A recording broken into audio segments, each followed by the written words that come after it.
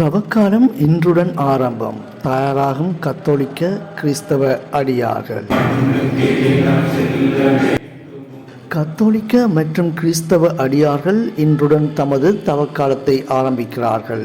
தவக்காலம் என்பது இன்றைய திருநீற்று புதனுடன் ஆரம்பமாகி உயிர்த்த ஞாயிறு தினத்திற்கு முன்னதான 40 நாட்களை உள்ளடக்கியதாகும். இன்றைய திருநீற்று புதன் விபூதி புதன், சாம்பல் புதன் எனவும் அழைக்கப்படுகிறது.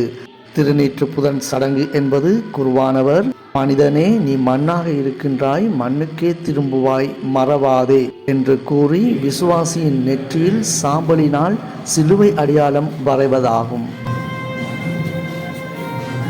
இந்த சாம்பலானது ஆண்டுதோறும் குருத்தோலை ஞாயிறு தினத்தன்று விசுவாசிகளுக்கு வழங்கப்படும் ஓலையை எரித்து பெறப்படுவதாகும்.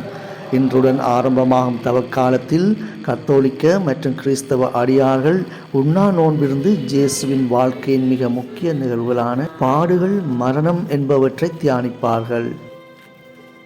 தவக்காலத்தின் இன்றைய விபூதி புதன் ஆரம்ப நிகழ்வுகள் நாடளாவிய ரீதியில் உள்ள தேவாலயங்களில் ஏற்பாடு செய்யப்பட்டிருக்கின்றமை குறிப்பிடத்தக்கது.